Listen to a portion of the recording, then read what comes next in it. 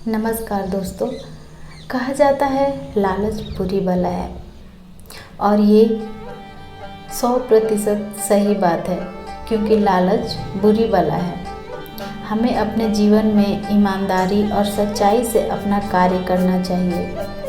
इसका फल हमेशा मीठा होता है, लेकिन लालच से आप कुछ क्षणों के लिए तो खुश हो सकते हैं, लेकिन बाकी का जीवन दुख भरा होता है। इसलिए हमेशा हमें सच्चाई और अच्छाई का जीवन ही अपनाना चाहिए।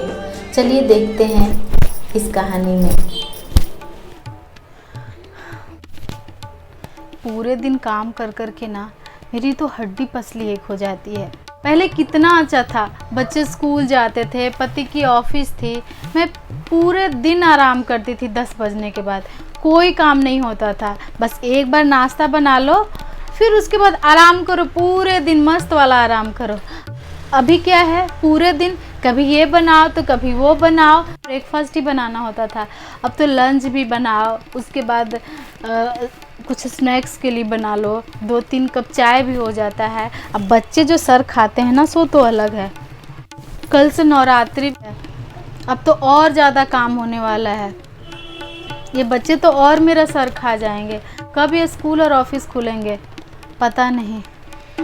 हे माता रानी, आप तो जानती हैं माते कि मैं आपकी कितनी बड़ी भक्त हूँ। मुझे कुछ ऐसा आशीर्वाद दीजिए ना माँ, जिससे ना यूँ ना ऐसे जादू सा हो जाए, जितने भी काम है ना ऐसे चुटकियों में हो जाए और मैं पूरे दिन फिर पहले के जैसे आराम करूँ।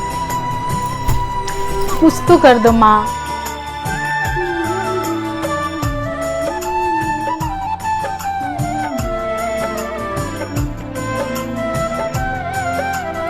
अरे ये बच्चा लोग ना यहाँ पे पेंसिल क्यों रख देता है? आज मैं खबर लेती हूँ इन लोगों की। कैसे हो रही हो? पूजा पाठ हो गया? हाँ, हो गया पूजा पाठ। अब तो पूजा पाठ में पेंसिल और कॉपी मिल रहा है रखल। मतलब का पूजा करने का तो पेंसिल रखल है। तब हम थोड़ी रखे पेंसिल हुए। कहाँ से आई सा? हम नहीं लाए पेंसिल, ठीक है ना? हम नहीं लाए पेंसिल। असल में जाना है, लिस्ट बना के व्हाट्सएप कर दो या लिख के दे दो, हम लेते आएंगे। वो याद नहीं रहता, भूल जाएंगे तो चिल्लाने लगोगे। हाँ, जब से लॉकडाउन लगा तब से आप ही तो राशन ला रहे हैं, खाली महंगा महंगा सामान लेके आ जाते हैं। जाओ ले आओ, कौन कहा तुमको? जाओ लेके आओ। अब जाते हैं तो आप प्रिकॉशन भी रख लेते। तुम जाओगे ऐसे ये भी छू रही हो, वो भी छू रही हो, वो भी टच कर रही हो, सब लेके चली आओ घर में कोरोना। ठीक है, चलिए लिख के दे रहे हैं। सब काम हम ही को करना है, जितना भी काम है मेरा जिम्मे है। अब राशन लिखना है तो हम ही लिखेंगे। क्या क्या घटा है इस बार? सबसे पहला चीज़ तो हम भूल ही गए, हमको छोला खाने का कितना दिन से मन है।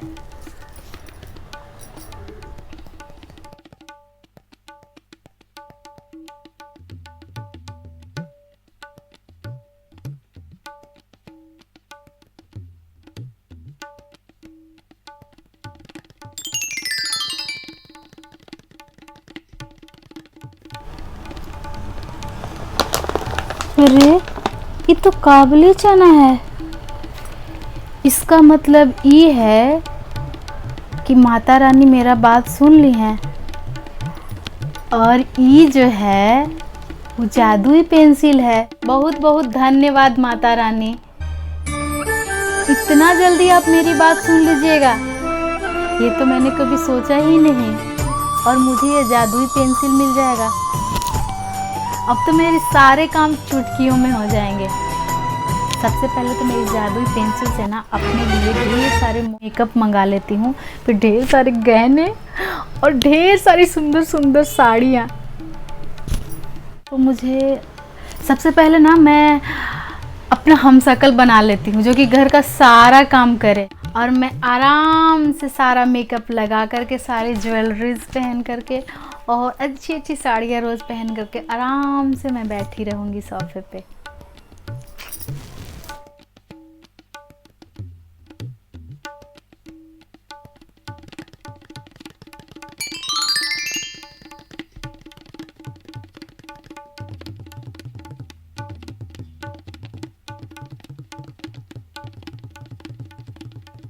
अरे तुम तो बिल्कुल मेरे जैसी हो। कोई पहचान ही नहीं सकता कि मैं और तुम अलग अलग हो। माता रानी मेरे पे इतनी मेहरबान है, मैं तो ऐसा कभी सोची भी नहीं थी। मैंने अच्छा किया जो मैं पहले मेकअप ऑर्डर नहीं की, पहले साड़ियाँ नहीं मंगाई। अब मैं आराम से सारी चीज़ें मंगाऊंगी और पहन के बैठूंगी सोफे पे। और हाँ, तुम्हारे लिए भी एक बात है कि तुम घर के सारे काम करोगी, क्योंकि मैं तुम्हारी मालकिन हूँ आज से। और जो मैं कहूँगी वो तुम्हें करना होगा। माता रानी तुम्हें मेरी सेवा में भेजी है। बात समझ में आई? अब घर के सारे काम करो और मेरे लिए एक गिलास ठंडा पानी लेके आओ।